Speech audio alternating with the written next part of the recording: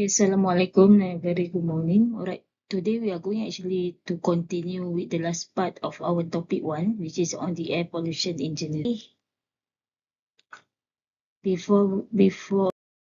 Okay, we start with the first air pollution tragedies, which is this one is actually occurred in 1930s, where we call it as a dust storm tragedy. This dust storm tragedy is actually occurred due to the dust storm, and then due to this natural disaster, it caused the air pollution tragedy. So this dust storm tragedy is actually a prolonged drought which is lead to the series of severe dust storms that damage the agriculture and ecology of the American and Canadian Paris.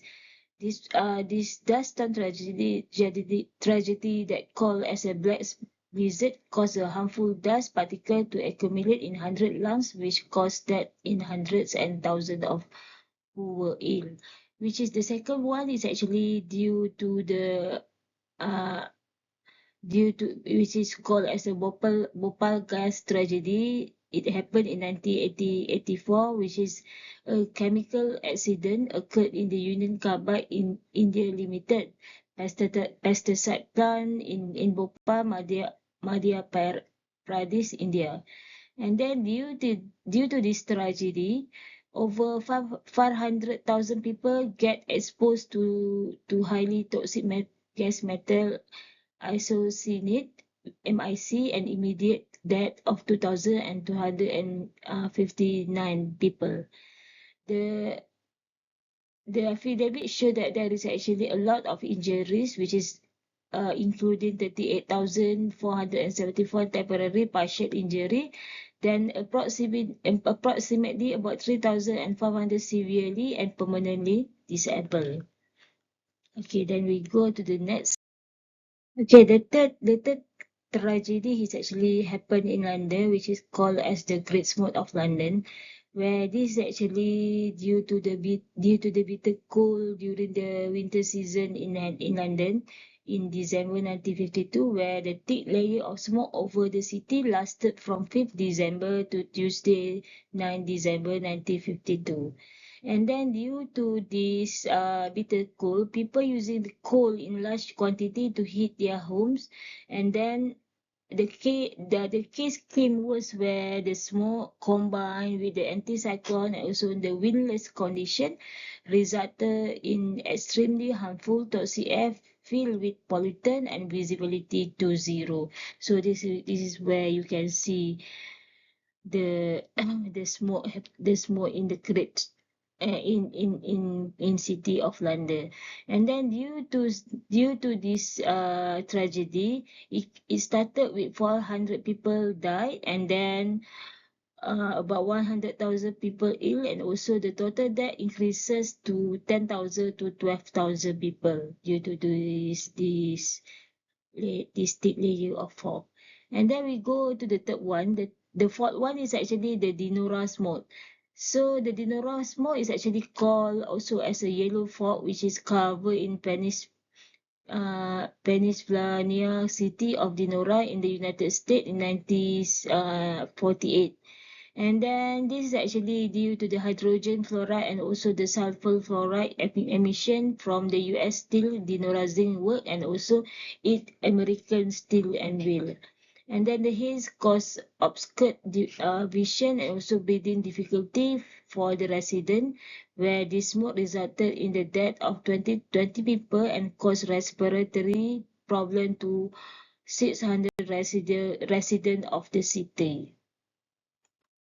And then we go further.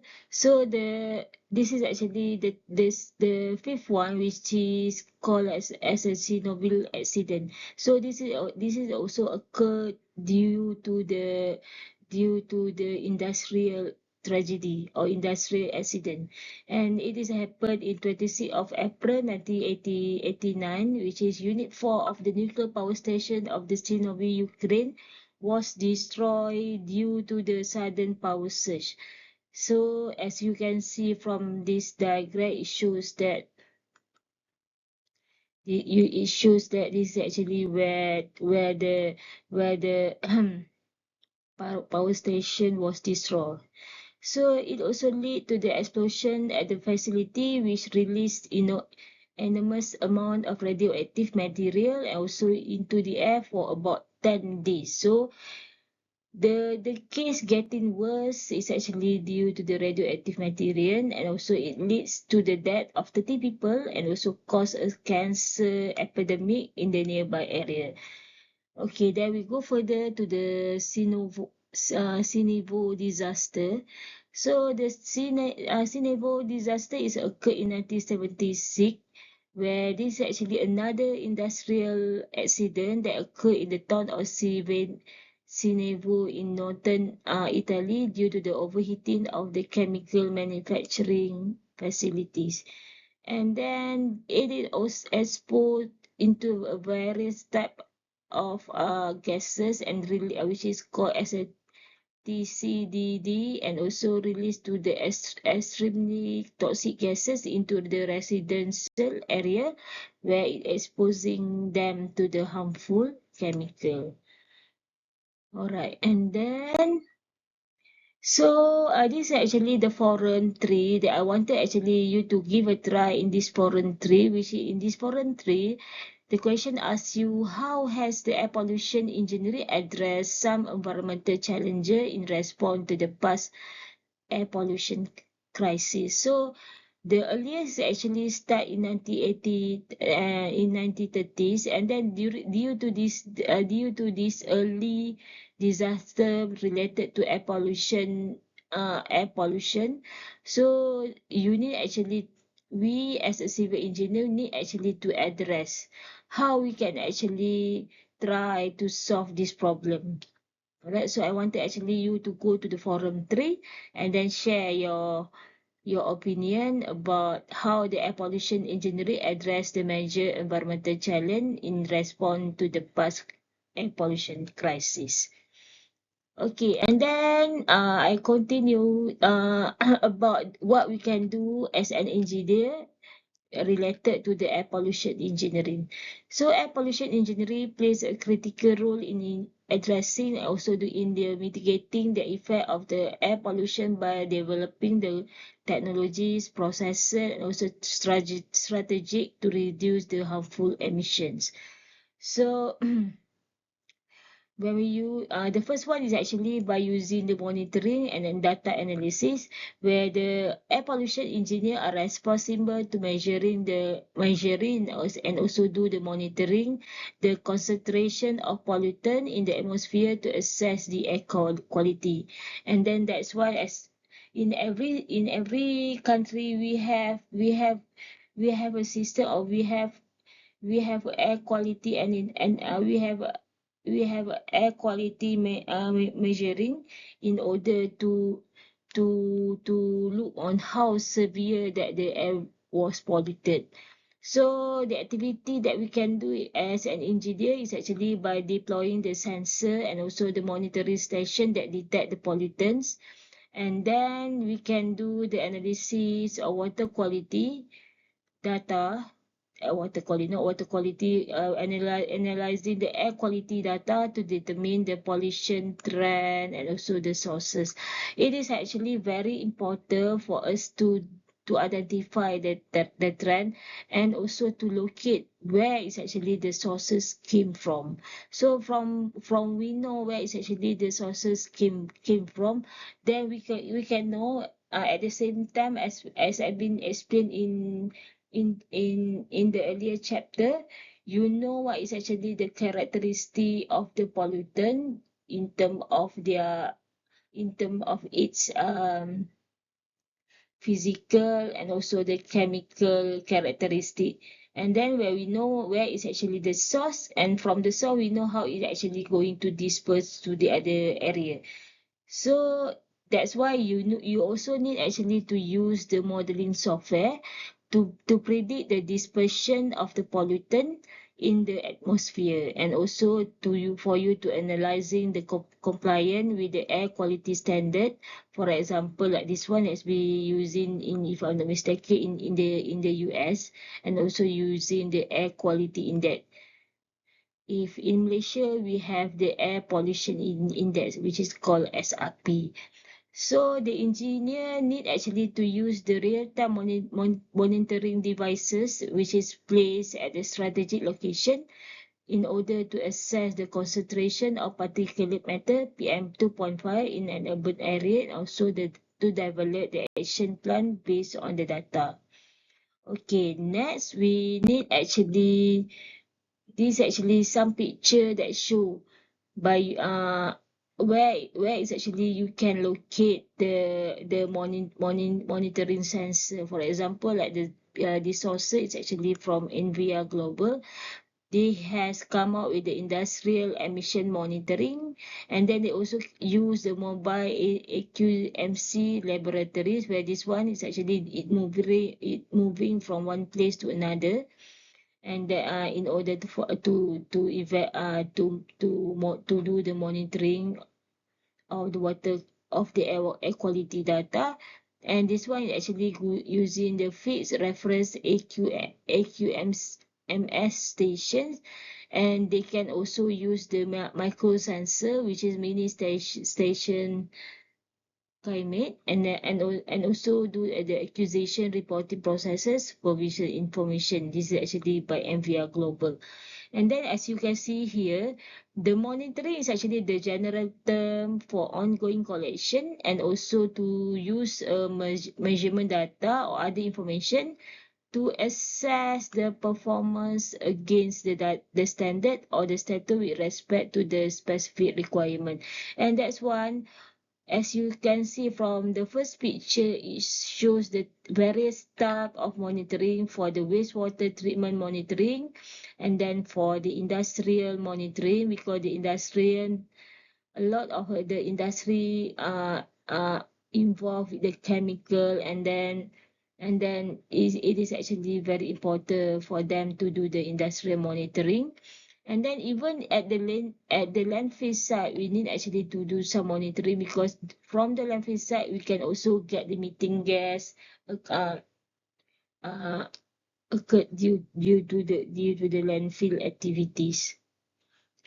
And then we have the construction site monitoring. The construction site monitoring, usually it actually at the early stage during the site clearing, and then we involve a lot of our foundations and then site clearing. So we need actually to look on the construction site monitoring.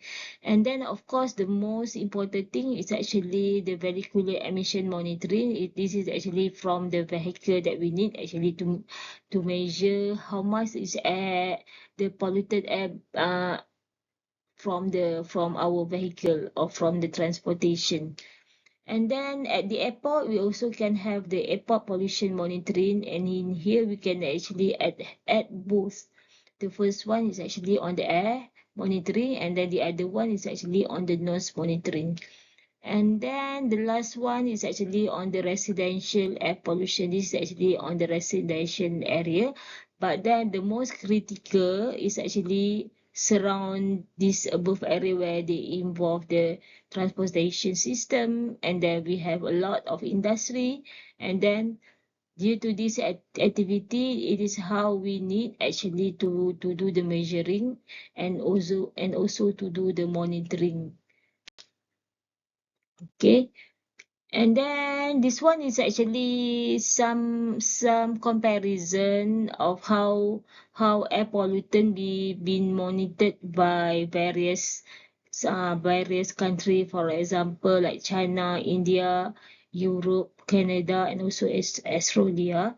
But then they have a different type of classification, the class level. For example, like India, they use the excellent, good, slightly polluted, intermediately polluted, heavily polluted, and also very heavily polluted. This one I did mention regarding during you are doing your what, your forum one, how actually each of these country have their standard in monitoring their air. So this is actually the type of pollutant that been measured. For example, like the PM 2.5, PM 10, and then ozone, and then the carbon dioxide, and etc. Okay, and then the rest, the other country, for example, like India, they have used 5 classes, and then in the Europe, the whole of Europe, yes, usually they use the type of classes, the class level. In Canada, they have only 4 classes: the low, moderate, high, and also very high. Whereas in Australia, they have about 1, 2, 3, 4, 5, 6 classes: good, moderate, unhealthy for the sensitive groups, unhealthy, very unhealthy, and also the hazardous. When it goes into poor, usually the country won't allow people to go out from their home. Okay, and then the second one, when we're talking about the air pollution engineering, is actually in designing the control technology. Okay, we have identified where is actually the air pollution came from, and then we have the various type of laws and also standard that for example the industry need to follow, and then at the same time the industry itself can have can design their control technology. So this actually been designed by the air pollution engineer in order to look on the new technologies that can reduce or eliminate the pollutant from the industry and also the vehicular sources. So this one is actually from the vehicle. And then some common pollutant control devices are the electrostatic precipitator, or we call it as the ESP. So this one is actually a removes the ESP has removed the particulate matter from the exhaust gas by charging the particles and also collecting them on the plates. The second one, we have the backhouse filter. This one is actually they use the fabric filter trap particulate matter, allowing clean air to pass through. And then they also have this scrubber, where this one is actually using the devices to remove the gases like the SO2 from the industrial emission by using the liquid and also the chemical solution. And we also have the catalytic converter, where this method been used in the vehicle in order to reduce the harmful gases such as like the NOx and also the carbon dioxide through the chemical reaction. The last one is actually using the cyclone. The cyclone uses a centrifugal force to remove the large particle from the airstream, and this type of control technology can be used, for example, like for the power plant, they use scrubber to reduce the sulfur dioxide emission and also preventing from the acid rain formation. If the industry, they can actually implement this technology. For example, like the power plant, they use the scrubber. So by using the scrubber, it can reduce from the sulfur dioxide, and then by reducing the sulfur dioxide, we can prevent the acid rain formation. As we know, where there is an acid rain formation, it will go down, and then at the same time, is not only can cause the other it can actually cause the other type pollution. For example, when it goes into the river system, and then it can pollute our river system, and also when it goes to the land, it can also pollute the land. Okay. Alright, and this is actually some of the picture that show the pollutant control technology. This one I got it from the Viridis. The first one is actually using the cyclone. This is where we call it as a cyclone that use the basic mechanical dust collector. And then as you can see, this actually how they can actually control the particle, or they try actually to trap the particle from a different side. For example, from the primary stage to the secondary stage to about 80 to 150 milligram per meter cube. So the second one is actually using the electrocyclone. This one, they use the centrifugal force and also create the high velocity and charging the dust. The third one is actually they use the scrubber. This is where we call it as a scrubber. The scrubber use a water spray utilization for the agglomeration of the water with the dust particle. And then we have the fabric filter, which is with the filtration of PM from the gases with the fabric emitter. So when we use the when we wanted actually to filter for the particulate matter, so we need actually more advanced technology. And the last one is actually they use the electrostatic precipitator. This one we call it as an indirect agglomeration of PM with the electrons and also the separation from the gases. And then this is where they can actually, from this various type of control technology, they can actually try to reduce the pollutant being exposed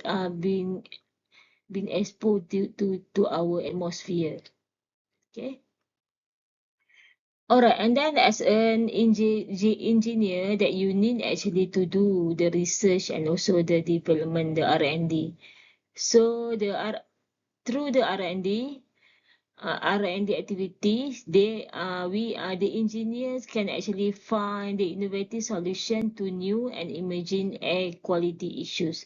For example, like developing the cleaner technology, for example, using the renewable energy sources to replace the fossil fuels. This is where how in our transportation system, especially for the personal transport, they change from using diesel into using the electric car. And then most of the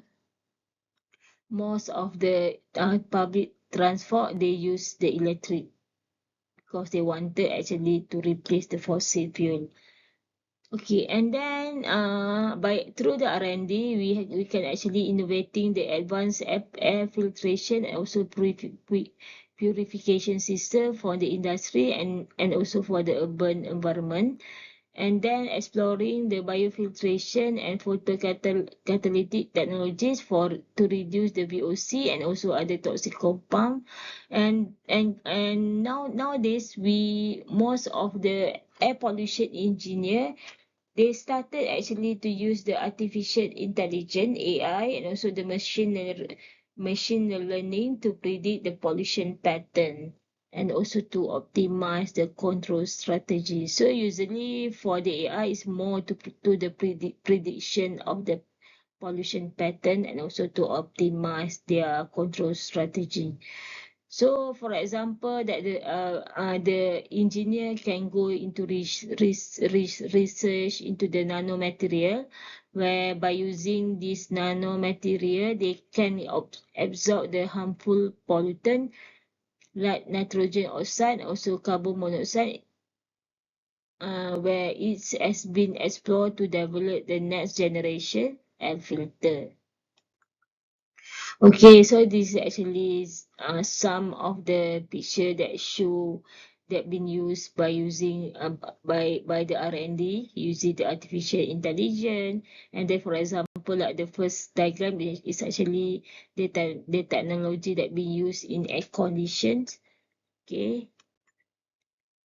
Alright, and then at the same time, the government need actually to develop the policy and also the environmental compliance. So this one is very important because the engineers that work with the regulatory bodies and also the policy maker need to develop and also to enforce the environmental standard, ensuring that the industry comply with the air quality regulation. So it is actually very important for the government to come with the standard and also to have the law so that the industry itself, they can actually been controlled in order for them not to cause the air pollution to the air, especially due to their industry activity. So what they need can what the engineers can do is that engineer that working with the regulatory bodies, they can formulating the air quality standard so that we can protect the public health. And then they can also conducting the environmental impact assessment for the industry project to assess the potential of air pollution. So before we start the new industry site, especially where the new industry site involve a lot of chemical, it is actually a requirement for them to come out with the EIA report. And then they need also to advising the industries on pollution control technologies to meet the emission standard. And this regulatory body can do the certifying compliance by performing the regular air quality testing and also audits. So engineer need actually to work together with the governmental agency to develop the stricter vehicle emission standard, for example, and also to implement the low emission zones in the city. Okay, and then by using the air pollution tech engineering, we can actually develop a sustainable urban and also industrial planning, where the engineer contribute to the design of the cities and industry that minimize the impact of the air quality. For example, like promoting the green urban planning, especially to come out with the efficient public transportation system to reduce the vehicle emission. This is an example for the new town site that we have in Putrajaya. So they have come out with a sustainable urban and industrial planning, where, for example, nowadays in Putrajaya, as we can see, that they already have their electric buses to move around the Putrajaya. Okay, but then in Malaysia it actually quite new, but then in the developed country, they have quite long time ago that they have the electric buses. Okay, and then the sustainable urban industrial planning can be created by creating the emission reduction strategy, especially for the factories and also for the power plant in the urban area. And then need to incorporating the green space and also the urban forest. It is actually very important for us to have a forest. That's why we call it as an urban forest, where to act as a natural air filter, it can reduce the dust and also improving the local air quality. So engineer help by designing the smart city that integrate the renewable energy, and then they can come out with the electric vehicle and also the efficient public transport. So we concentrate with these three items: the renewable energy, the electric vehicle, and also the efficient public transport. So as you can see in this picture, it shows what we can do in order to come out with a sustainable urban and also in the industrial planning. So they have a smart government, smart manufacturing, and then they use an open data and the smart health, the smart farming and agriculture, smart energy, and also they have a smart building and also smart transportation.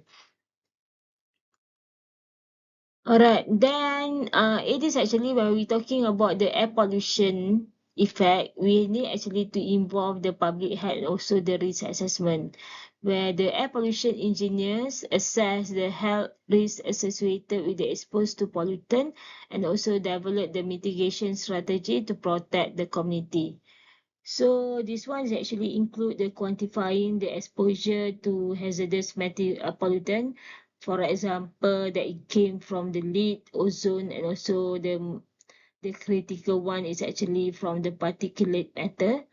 And then they need actually to conduct the risk assessment to determine the potential impact of shock and also the long-term exposure on the human health. Because when we're talking about the air pollution, the worst cases from the air pollution is actually it can occur to the human health. Okay, and then developing the energy response plan for the industry incident, also that may release the toxic pollutant into the air. The example is actually in the event of the chemical plant explosion that had been mentioned earlier. The air pollution engineer would work in assessing the immediate air quality impact and also providing the recommendation to minimize the exposure for the nearby population. So this is actually some mitigation strategy. So when we looking on the ambient exposure, so the mitigation strategy that we can implement is actually ask them to wear the face mask, to do the active transport, and then by using, for example, like by using bicycle instead of using car, and then have a low air pollution routes, and then our our community can have a plant exercise, also have a local air forecast. And then this one is actually as the what as this one is actually from the household exposure. So we can have the air cleaners, as for example, like in an urban area, most of the house they have the air cleaners. And then we can have a ventilate homes and also clean fuel and also stuff. Or for example, you can change into to use the electric stuff. Okay, and because the effect, as you can see, the effect is actually to the respiratory. Okay, that can cause for example, that can cause an asthmatic, and then the population that high risk actually the elderly, kids, the toddler, and the baby, and then people with the heart problem, and also for the mothers that carrying baby.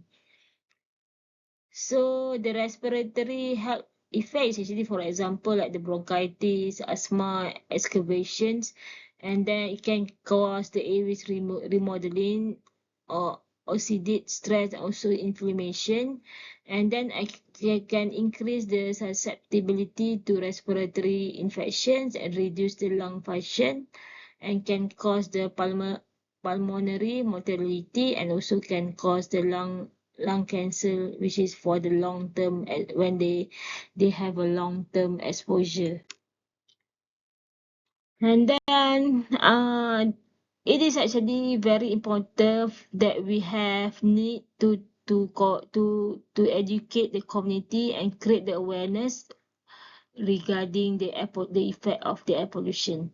So educating the public and of course the industry is very important of air quality and pollution control, in where the air pollution engineer can help by increase the awareness about the causes and also the effect of the pollution on the health and also the environment. And then they can actually encourage the best practices in the industrial and community to reduce the emission. For example, for the energy efficiency, for a proper waste management, and also lead campaign in reducing the vehicle emission.